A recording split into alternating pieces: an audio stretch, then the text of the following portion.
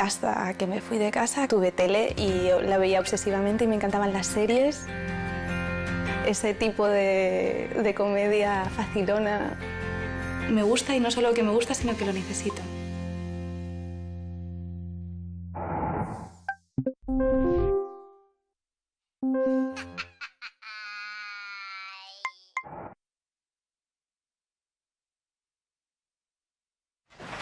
I'm Luke Skywalker. I'm here to rescue you.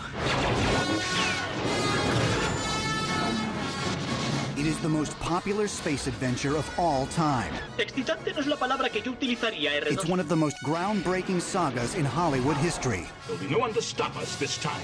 It captured imaginations with an irresistible force. You've taken your first step into a larger world. And catapulted 3 young performers to superstardom. I got him! Great kid! Don't get cocky! My whole life was changed by the opportunities that came to me through the success of Star Wars. It really is a wonderful morality tale. No entraré en el lado oscuro. It's George's vision, and he truly is a visual man in a profound way. But the Star Wars trilogy didn't just change the way we look at movies. It changed the way that movies are made. Tienes que olvidarte de lo que has aprendido. There's so many accomplishments that George has done that really has changed the business as we know it. We did it! What began as a galactic fairy tale became a success story beyond one man's wildest dreams. The Force will be with you, always. I expected not to ever make a hit movie. That wasn't my agenda. I certainly didn't expect Star Wars to be this giant hit. But it became such a phenomenon.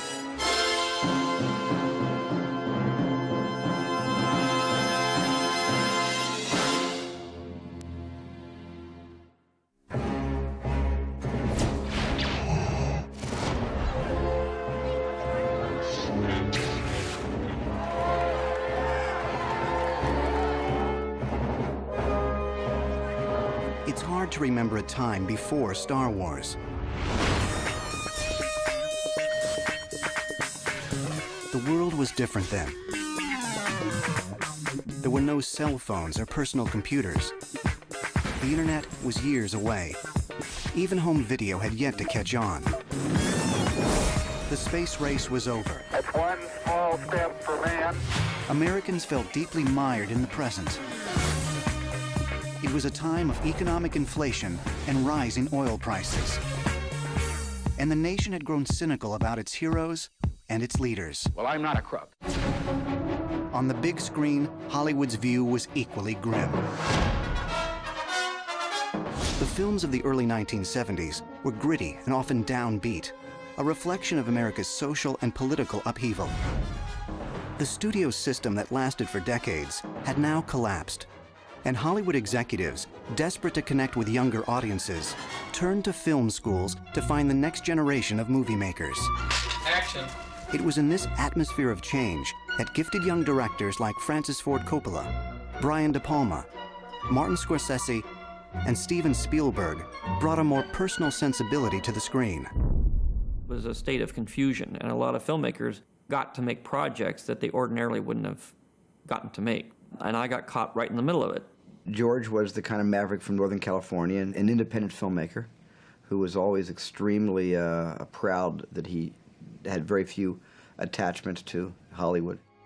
Born in Modesto, California, George Lucas grew up reading adventure stories and watching movie serials on television.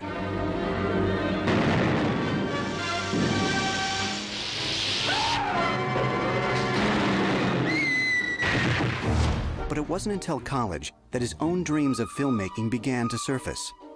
In 1963, he left Modesto to attend film classes at the University of Southern California. I was teaching at USC, and George was in one of the seminars. We talked about some of his early attempts at filmmaking. And I'll tell you, right from the beginning, George had a unique vision. George was a guy that thought out of the box, as you can certainly see by his student film THX 1138. He got a great deal of recognition and opened the eyes of the professors that kids could do something beyond what the restrictions were. Incredible.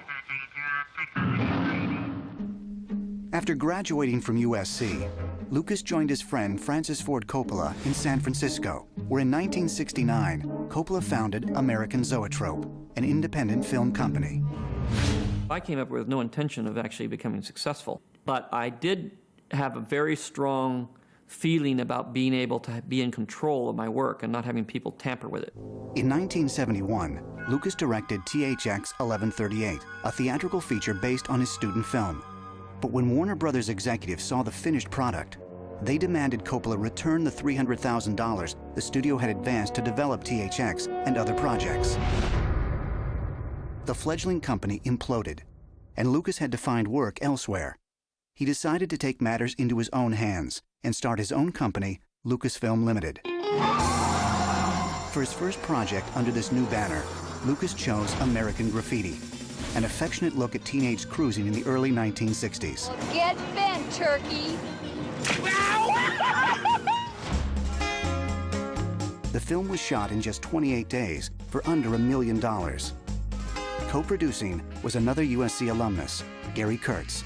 We organized a screening at the North Point Cinema in San Francisco. And we felt the reaction to the film was quite positive. But Ned Tannen from Universal said you shouldn't be showing it to an audience at this stage. My first film they didn't understand, and they meddled with it after it was all finished. Same thing with my second film. The corporate entity came in and jerry-rigged with it, cut 5 minutes out.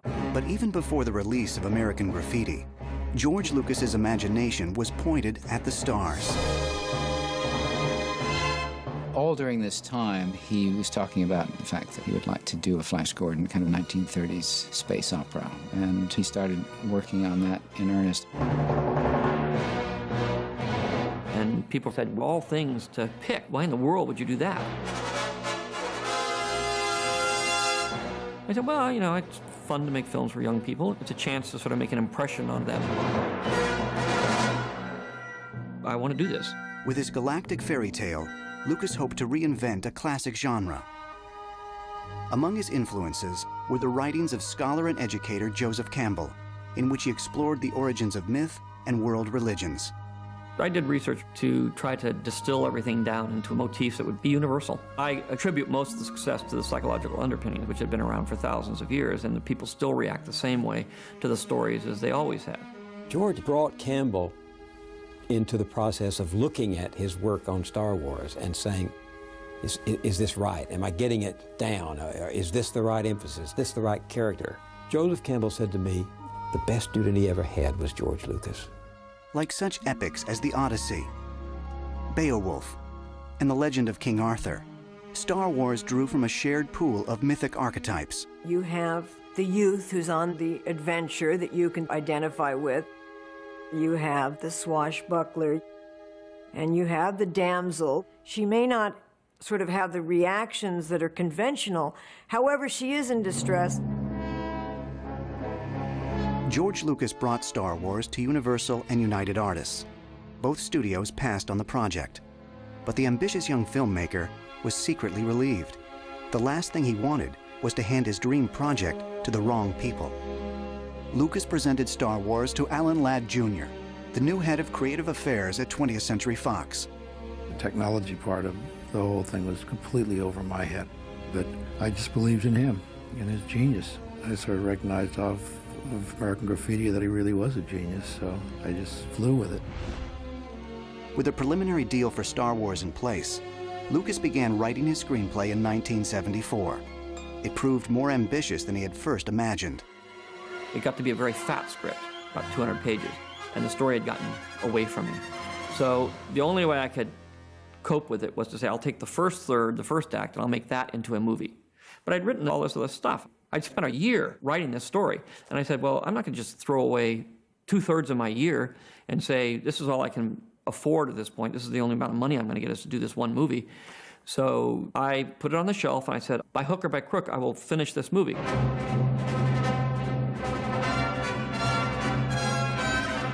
To get the Fox Board of Directors to approve the necessary budget, Lucas needed something dramatic. He hired Ralph McQuarrie, a conceptual design artist who had worked for Boeing. I'd seen some of his paintings, and I thought he was really brilliant. I had said, look, I want you to do some paintings of these scenes that I've done so that the studio can get a picture of what it is I'm talking about. When I turned in the script, I had about 5 or 6 drawings that I turned in with it also to say this is what it's going to look like. I tried to give it scale, juxtaposing the tiny little figures with the great spectacular backgrounds. George would say, don't worry about how we're going to do it. We just want to see an impression of what the scenes would look like on the screen.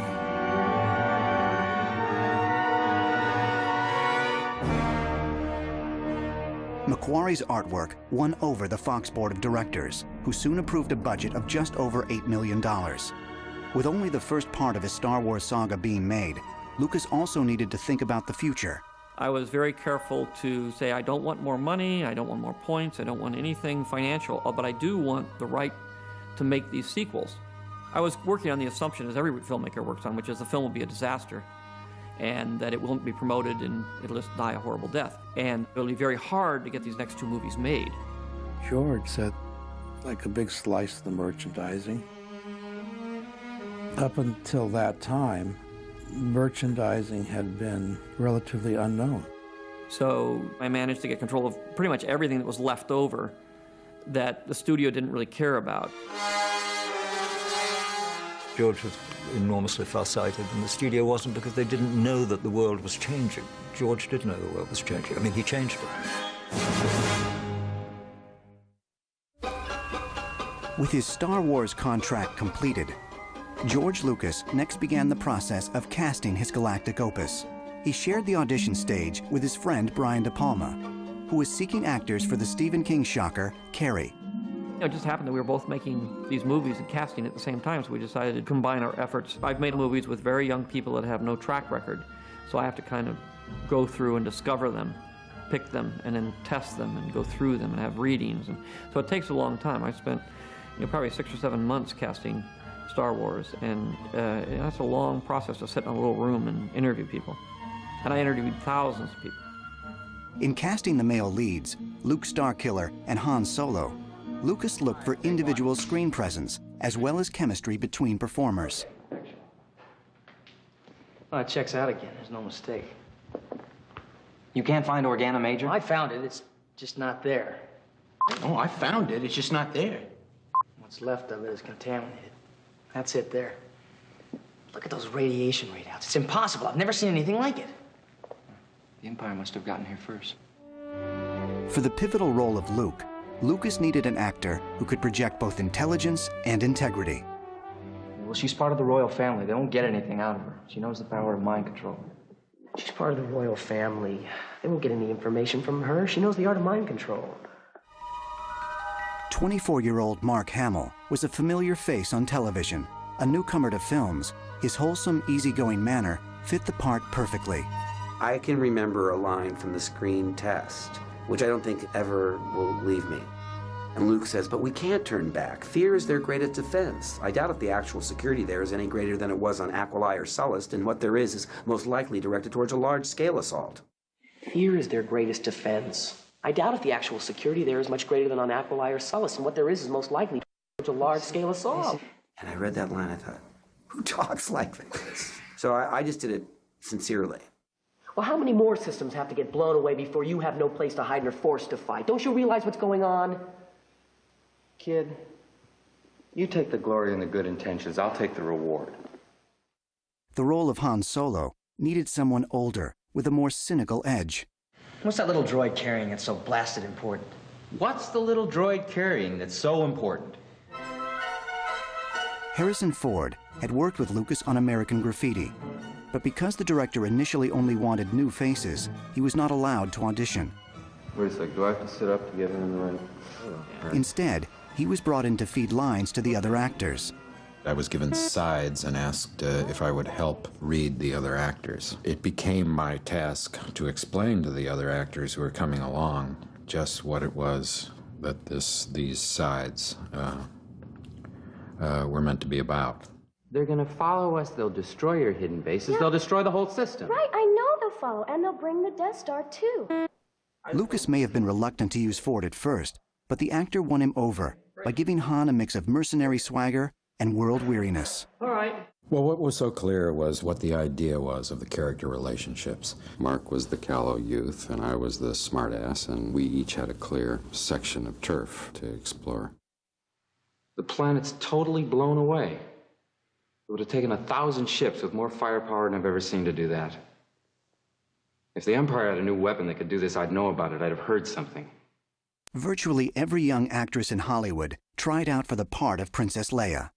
Although the character was the same age as Luke, as a leader of the rebellion, Leia needed to project a confidence beyond her years.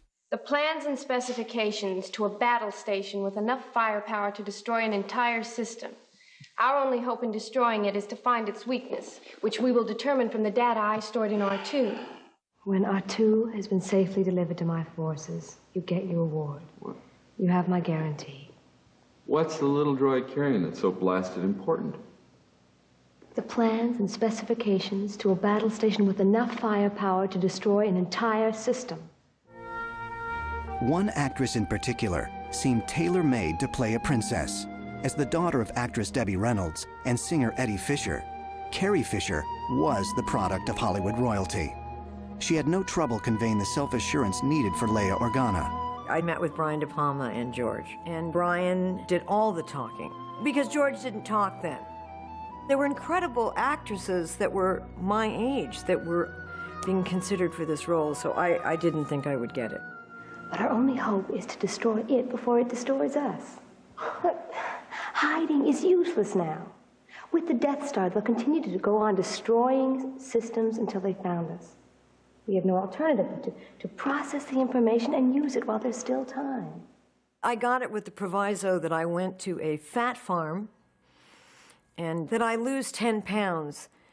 And that I think they were hoping it was going to come out 5 here and 5 here. And my character was someone who was feisty and all of that. But I felt myself to be a bit of that, too. So it would have been unlikely that I would be cast as a shrinking Violet. He cast us to type in a way. For the important role of aged Jedi Master Obi-Wan Kenobi, Lucas recognized that he needed an established star.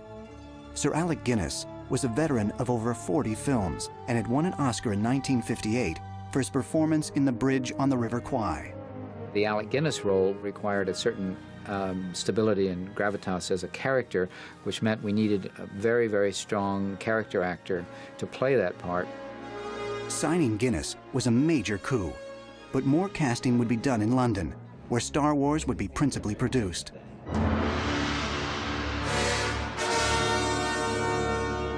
The character of Darth Vader demanded someone of commanding physical stature. To fill Vader's boots, Lucas cast champion bodybuilder David Prowse, whose resume included roles like Frankenstein's creature in Hammer's popular horror movies. As Vader's evil accomplice, Governor Tarkin, another Hammer alumnus was cast, 63-year-old Peter Cushing. Best known as the methodical Professor Van Helsing in Dracula, Cushing was the perfect choice to portray the Death Star's icy chief administrator. For the part of Chewbacca, Han Solo's towering Wookiee co-pilot, Lucas and Kurtz had to look outside normal casting channels. But at 7 feet 3 inches tall, it was no stretch for Peter Mayhew, who had been working as an orderly at a Yorkshire hospital. I sat down on one of the sofas, waiting for George. The door opened, and George walked in with Gary behind him. So naturally, what did I do? I'm raised in England. As soon as someone comes in through the door, I stand up. George goes, and virtually turned to Gary and said, I think we found him. Finding the right performers to portray robots was even more of a challenge, but it would take living, breathing actors to give personality to the two main droids, C-3PO and R2-D2. To operate R2, Lucas needed a performer small in stature, but with a big imagination. Enter 3-foot-5-inch stage comedian Kenny Baker. Well, I've had a lot of experience of inside costumes and inside cats and dogs and goodness knows what else, you know. So when I got into the robots, you know, he said, look happy, so I'd go inside. No, nobody could see my expressions, obviously. But it just, you have to do something to get the feel of the thing.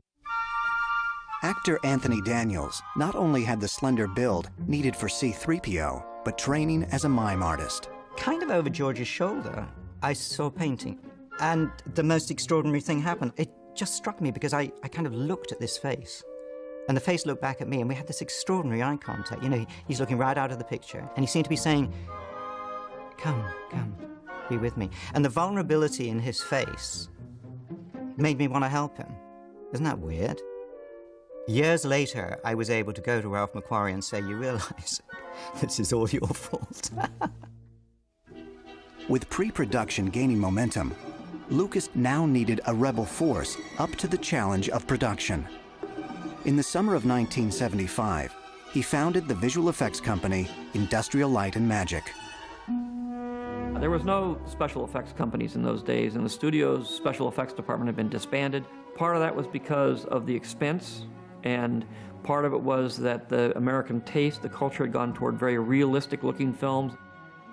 We approached the visual effects as a grand experiment, saying, can we do this with a lot of people who work on architectural models and in commercials and have never made feature films before? Supervising at ILM was John Dykstra, an effects cameraman who had worked under Douglas Trumbull on films like Silent Running. I was essentially to be responsible for doing the visual effects for the film. We took the concept of motion control, which is essentially an old concept of being able to duplicate camera motion through more than one pass so that you can generate multiple elements of film, and we made it production savvy by tying it into a computer, which was at that point custom-built microprocessors. There were no PCs. You didn't go down buying a PC. We built them from scratch. We were kind of like a weird kind of fraternity of robotic photography nuts or something like that. I mean, this was a big movie for Fox. We were doing commercials. We all dreamed about doing a feature, and this was like the dream come true. So Star Wars came along just the perfect time for us. In March 1976, with casting completed, George Lucas and company arrived in North Africa. It was a strange caravan of British and American filmmakers working in a French-speaking nation on a script few people believed in. It was the first 2 weeks of shooting. We'd run into a lot of weather problems. The sets had blown down. I didn't get everything shot. It was a disaster. At that point, I was pretty depressed, saying, boy, I've got myself in way over my head. I don't know what I'm going to do. You must do what you feel is right, of course.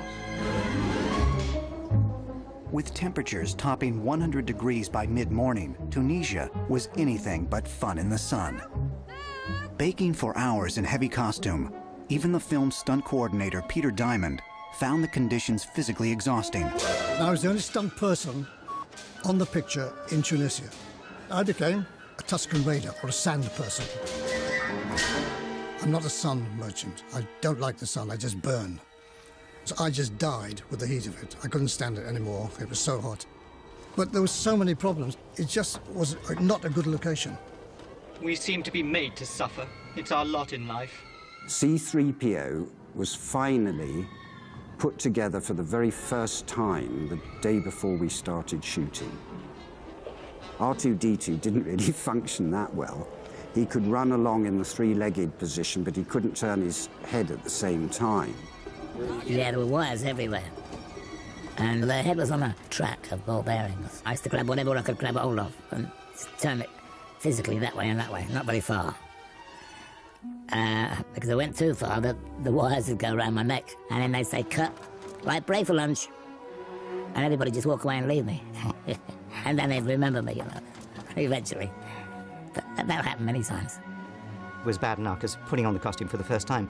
And within 2 paces, the left leg had shattered down onto the plastic of the left foot and was gently but forcibly and persistently knifing it into the, the soft part of my foot. So we took it off, and I limped to the set with 1 foot. And it was then I began to panic about the days to come. As the actors and crew began to grumble about the adverse conditions, it was Sir Alec Guinness who served as a role model of professionalism. It was, for me, fascinating to watch Alec Guinness. He was always prepared, always professional, always very kind to the other actors. He had a very clear head about how to serve the story. He was the person who sort of brought it some legitimacy. And I asked him why he wanted to do it. And he loved the idea of playing a mentor or a wizard in a morality play where good and evil so clearly defined. Lucas, meanwhile, was up to his neck in malfunctioning props, electronic breakdowns, and other production woes. Star Wars was already struggling to stay on schedule. The only silver lining was that after Tunisia, the production would be moving to a more controlled environment, Elstree Studios outside London. The stages at Elstree were among the largest in the world, and the sets, now finished after months of construction, were just as impressive. And for the first time, the entire Star Wars cast was together. That was almost like a whole separate movie. It was like getting a whole fresh start, and it was all new, really. We were all very different ages.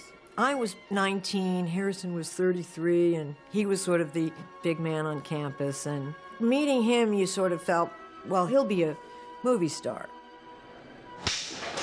Action. That old man's mad.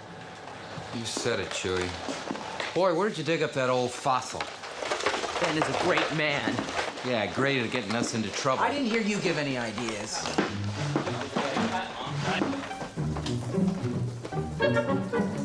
But working at Elstree Studios didn't mean the production was free from problems or strict British Union regulations. At 5:30, we had to stop unless we were in the middle of a shot. I could ask the crew for an extra 15 minutes, but they always voted me down. I'm not putting down the British crew, but there was kind of attitude like, what is this? It didn't help that most of the crew thought Star Wars was just a children's film.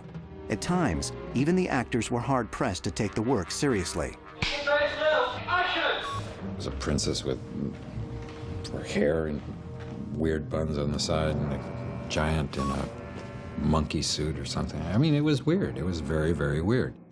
No more adventures. I'm not getting involved. Don't you call me a mindless philosopher. It was tough dialogue to say. So I think I got, Governor Tarkin, I thought I recognized your foul stench, which, you know, I don't know about you, but I'm always talking like that. Governor Tarkin.